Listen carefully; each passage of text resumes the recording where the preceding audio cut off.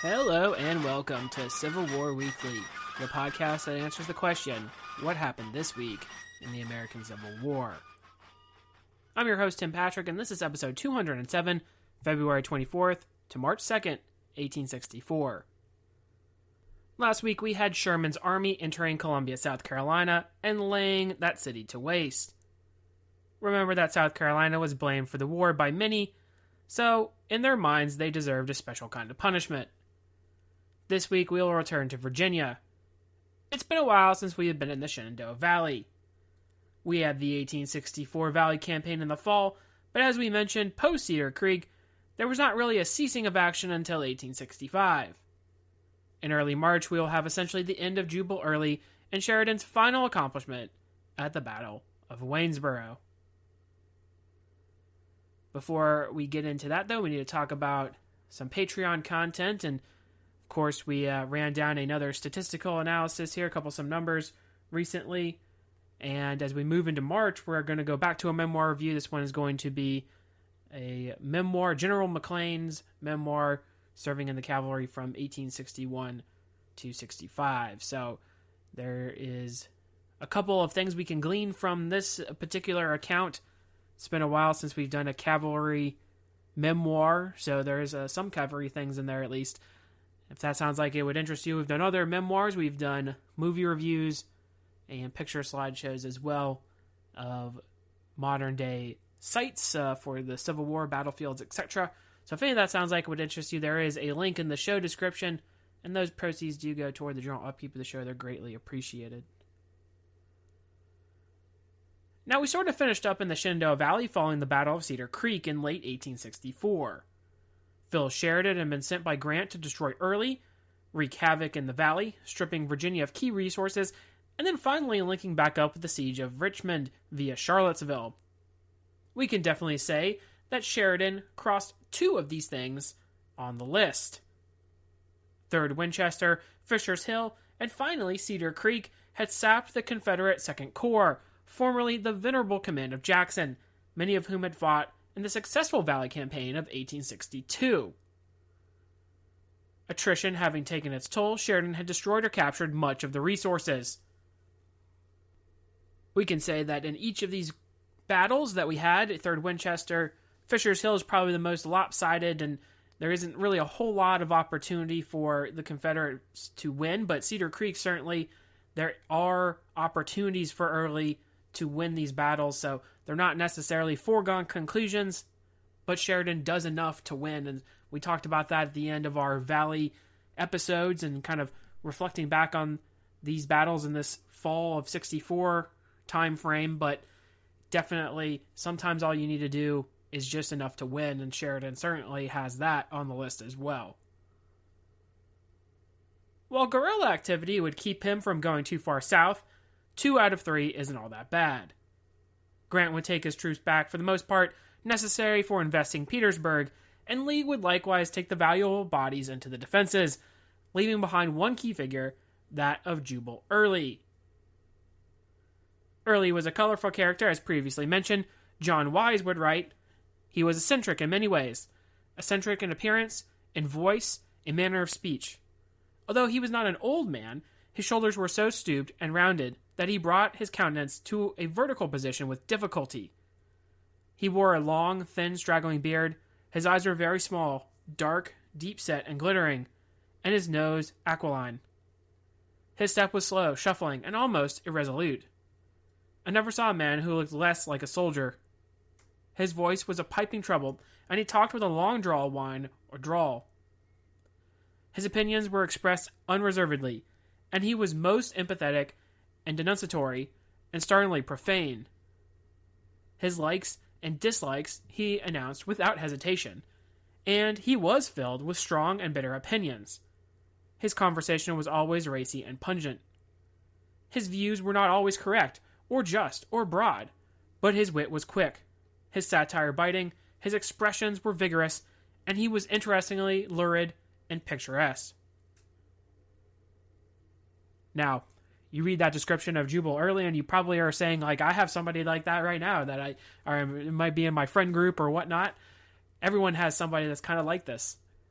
But while it might be okay to be unreserved in your opinions, as this account is talking about, in the modern day, back in the Civil War, it was not always a good thing to just kind of say whatever was on your mind. And we have a great example of somebody that it doesn't work out for in D.H. Hill.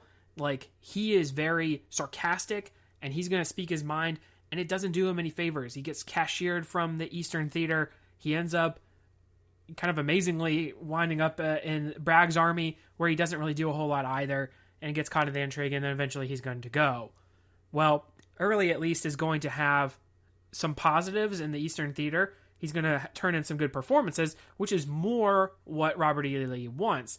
But if you're constantly rubbing people the wrong way, especially if you are an independent commander, that could lead to problems on the battlefield, could lead to a lax in performance, and then obviously that's not something that Lee is going to stand by any means.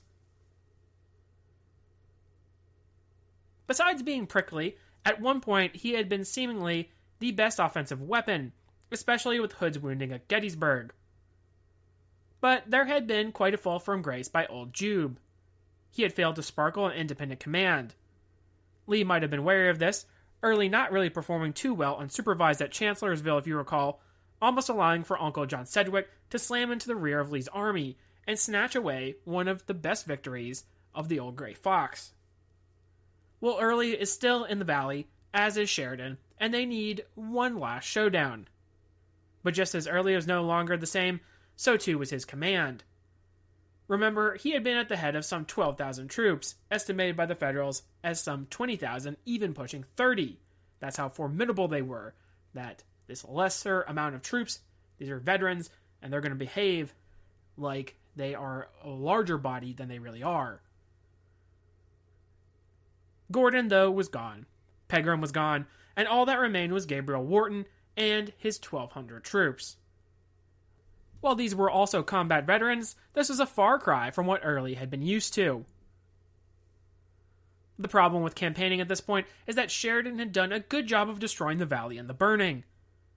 He had removed foodstuffs and fodder for horses in several counties, systematically unleashing destruction over some 13 days. The region particularly would be hit hard. Sheridan would justify his decisions.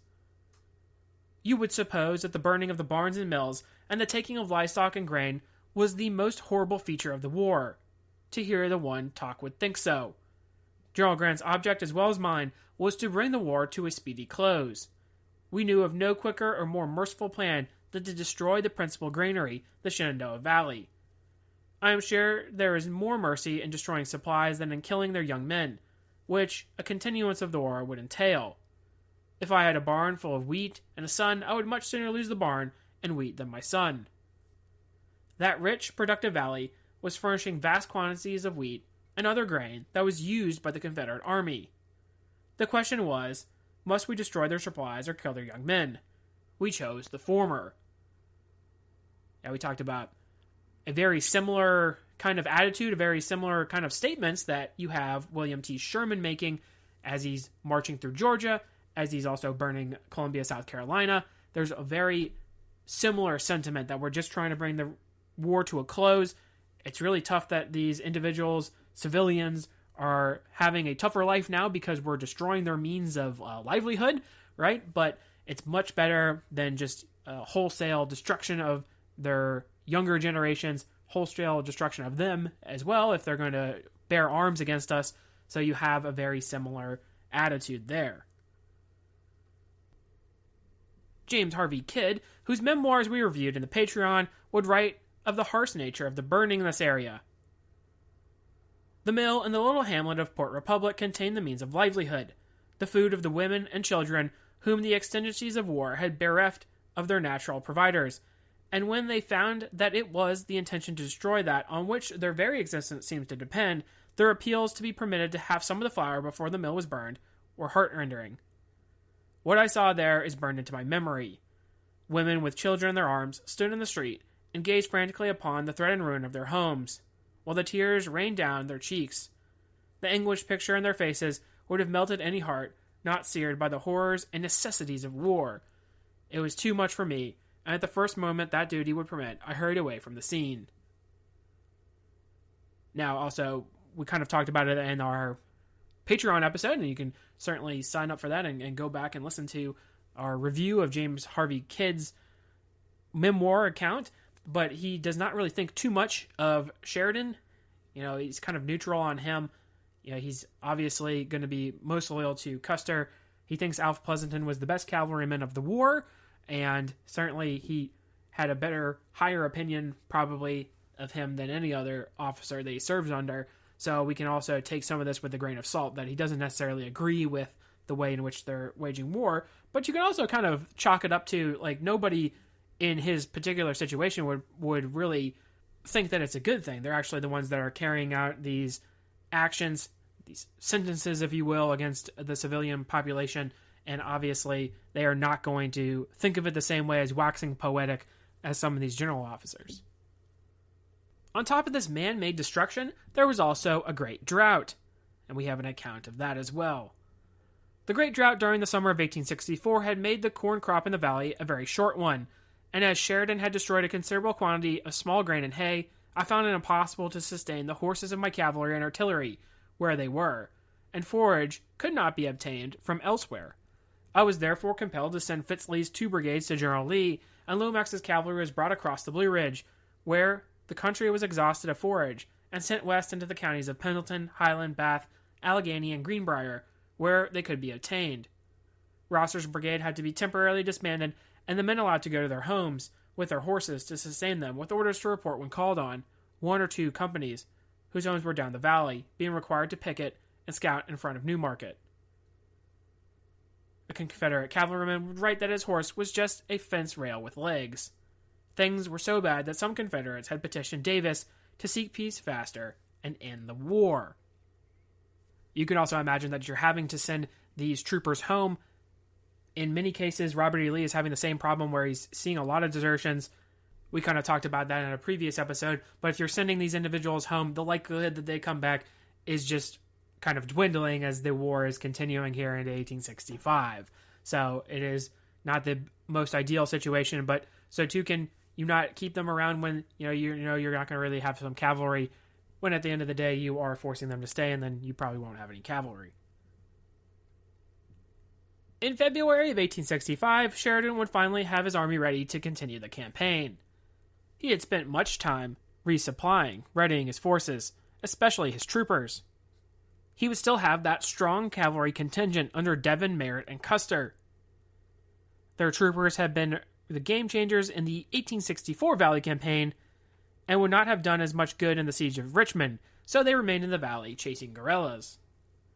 Showing just how tactics had changed, though, they would be used as offensive weapons. Rumbling down the valley pike, they would run into Thomas Rosser's cavalry, sparking a brief skirmish. Rosser, of course, was a familiar face for the Northern horsemen. Sheridan would report on the action.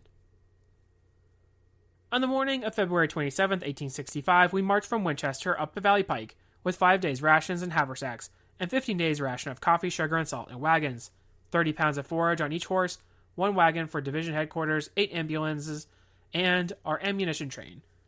No other wagons except a pontoon train of 8 boats were permitted to accompany the command. My orders were to destroy the Virginia Central Railroad and James River Canal, capture Lynchburg if practicable, and then join Major General Sherman, wherever he might be found in North Carolina, or return to Winchester. But in joining General Sherman, I must be governed by the position of affairs after the capture of Lynchburg. The command was in a fine condition, but the weather was very bad, and the spring thaw with heavy rains had already come on. The valley and surrounding mountains were covered with snow, which was fast disappearing, putting all the streams nearly past fording.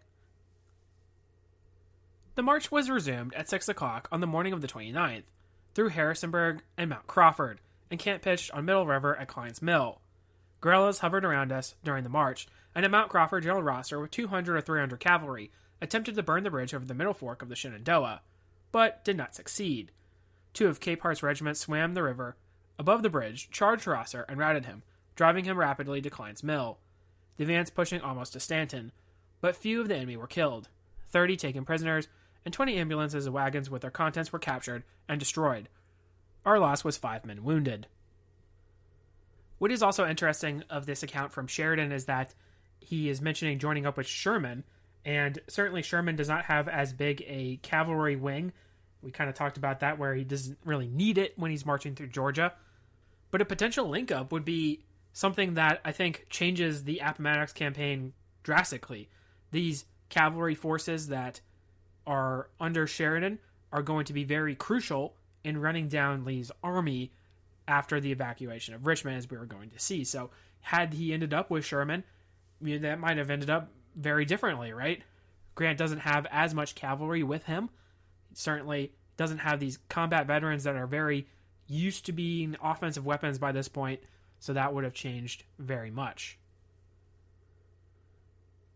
Following the brief skirmish, Sheridan would have a decision to either head to Lynchburg or turn to face Early and open the gap leading to Charlottesville, and subsequently Richmond. Despite the importance of Lynchburg, remember that being a target of Hunter in 1864, Sheridan decided the time had come to eliminate the small Confederate force in the valley. Early had maybe 2,000 men in 2 brigades under Wharton. Numbers are often mixed, but one thing is certain that Union forces had an incredible numerical advantage. So Jubal Early would attempt to make a stand, setting up defensively. There is evidence that Confederates dug in to a degree, and the position had muddy fields in its front, which would hopefully slow down the oncoming Federals. But that is not really the problem with what Early chose.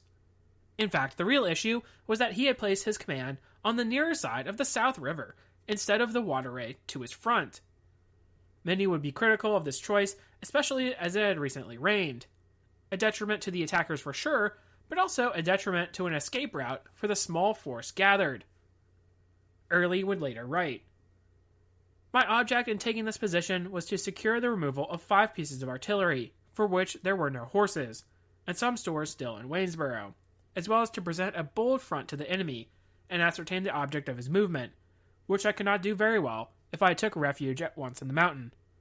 I did not intend making my final stand on this ground, yet I was satisfied that if my men would fight, which I had no reason to doubt, I could hold the enemy in check until night, and then cross the river and take position in Rockfish Gap, for I had done more difficult things during the war."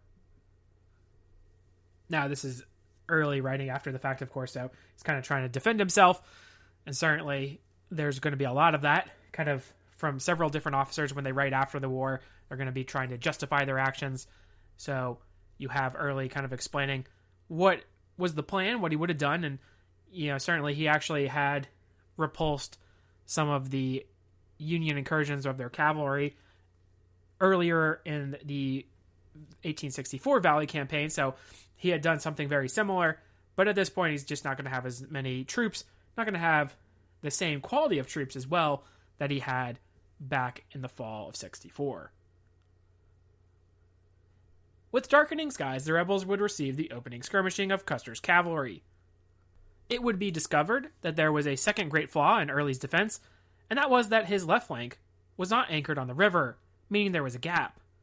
Custer would later report, "The 2nd Brigade, Colonel Wells commanding, was at once moved against the enemy to compel him to display his force. A short but brisk engagement convinced me that while our success would be doubtful, it would involve a large loss of life to attack the enemy in his front. A careful reconnaissance along his entire line convinced me that the enemy had a heavy force of infantry behind his works, while 10 pieces of artillery were in position and completely covered his front. But one point seemed favorable for attack. The enemy's left flank, instead of resting on South River, was thrown well forward, leaving a short gap between his left and the river. The approach to this point would be made under cover of woods. I directed Lieutenant Colonel Whitaker of my staff to conduct 3 regiments of Pennington's brigade to our extreme right." Custer would order up artillery to roll into position, while 3 regiments, including the 1st Connecticut, 2nd Ohio, and 1st New Jersey, prepared for an attack. These men were armed with Spencers. While the artillery put down a covering fire, the regiments attacked. At this point in the war, the Confederates were aware enough of the firepower of these weapons, and their presence on the battlefield would be demoralizing. Thus, the defense would crumble. The rebels put into flight very quickly. Early would attempt to get Wharton into position to stop the rout, but it was too late. A Union veteran would recall the attack.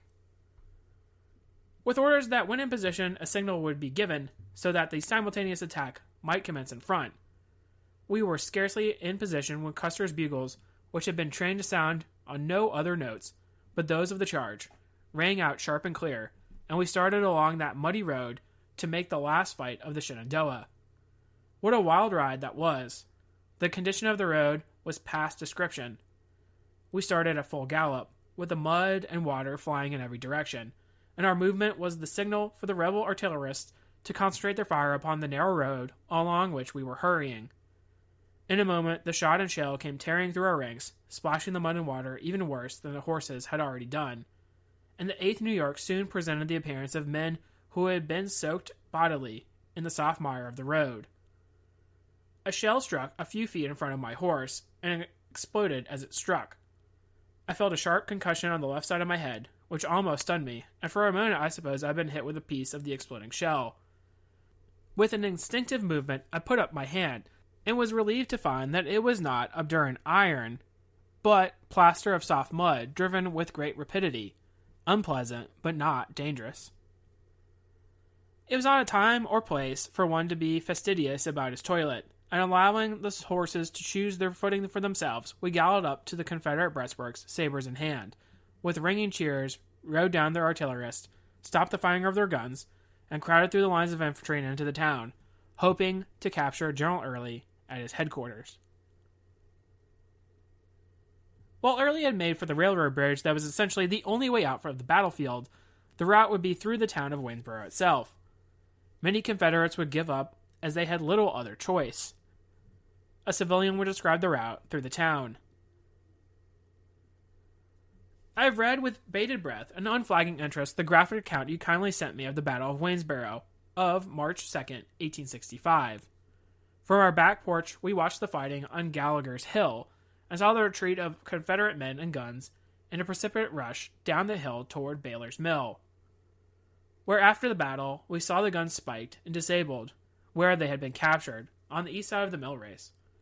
Some of the retreat and fighting was down the main street in front of the house, which we witnessed through the windows, in spite of the remonstrations of my heroic and devoted mother, alone with the house full of little children in the midst of the battle, where she knew full well, as many a brave soldier did, that the fight was one of the dying struggles of the prostrate Confederacy. Colonel Harmon was shot near our house on Main Street, a little beyond and southeast of Dr. Alexander's house, whose front porch ran out on the street, the lower wooden floor of which was nearly on a level with the street, and over this we watched some of the retreating soldiers ride, pressured by the Union soldiers, and among them, I think, was Colonel Harmon, who had been at the Alexander house a moment before. The soldier whose body was found in the mud by the Alexander girls, whose body, your article states, was carried into a shop, was, I am quite sure, the same Confederate soldier who was killed nearly in front of our house, whose body was carried into the bank store room on the corner opposite Fishburne's house, and laid on the counter. I can see his body yet. The events of that fatal day are deeply graven in my mind, never to be erased. Though I was but a small child then. The mud, the ragged and dirty men, the splashed horses, the firing guns, the boom of cannon, the frighting people, the strange soldiers, the absence of all our men, the uncertainty of their fate, the alarms of war. How they did affright us. My father was an assistant quartermaster with, I think, the rank of captain under Major Henderson M. Bell, himself a lawyer and law partner of Colonel Harmon. On the 2nd of March, 1865, we lived in a brick house on Main Street opposite the Fishburnes. What a war it was! How useless it all seems now. What was settled, which could not have been settled without it. We surely can see how wisely God overruled it, all our own good and for the good of our country and the glory of his name. So that gives you a brief idea of just kind of like the chaos, and this is a very quick battle. It doesn't really take a whole lot of time. You have the attack of the Union forces, and then almost the instantaneous crumbling of the Confederates, and then it's just kind of a mad scramble to get through the town, trying to get to safety, and not a whole lot of Confederates are able to do that. Around 1,200 men were captured during the brief Battle of Waynesboro. If anything, this action is a final exclamation point at what had begun in the Valley in 1864. It also shows the advantage in arms the Union forces had, which they flex here to great effect. Sheridan is going to be able to join the siege of Petersburg, and without this very decisive action, he might not have been able to do so. This is also going to be a goodbye to the Valley. We've been talking about the Shenandoah Valley for, well, probably years now.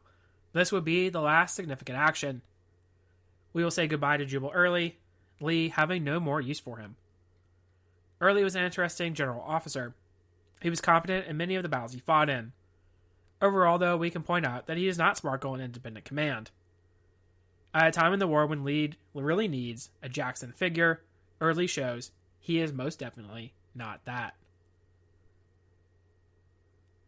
So it is also very telling that in doing this action, Sheridan is a very interesting officer and one that perhaps as we get into the post-war narratives, there will be some talk of him. He doesn't really follow orders, right? He doesn't in the 1864 Valley campaign. Remember, we had that list of 3 things, and he only does 2 of them. So he's able to at least say, well, I did most of what you asked for, and like the rest of it wasn't really going to be feasible. And then again, he's supposed to go down into Lynchburg, and he kind of diverts, and he's able to clear the way. Rockfish Gap is one of the gaps that we talked about even all the way back in the 62 Valley campaign that's going to allow reinforcements to get to Jackson from the Richmond area. So the Central Railroad is pretty important in that regard. That's how they're getting there. But you kind of have this idea that Sheridan didn't really need to do this. He could have just kept going on to Lynchburg. There probably wasn't going to be a force that could stop him. If anything, it probably just would have been Early's, 2,000 troops and whatever cavalry he can bring to bear against him. So it probably wouldn't have been a whole lot. And then he's able to kind of justify it, though. I guess that's really the key point that we can take away. If you're going to disobey orders, if you are a Civil War general, you can at least try to justify things. And if you win, especially, then that's going to kind of wash away any questions into why you did what you did.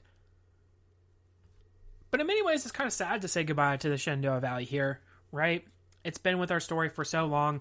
It had Johnston's army that shows up to save Beauregard all the way back in 1861. That's where Jackson's first battles are being fought, right? It's going to be not only the breadbasket of the Confederacy, so it's going to be a key spot to pull in supplies from, but it's also going to be an avenue by which Lee uses to get into the North, his invasions of the North, his escape routes through there.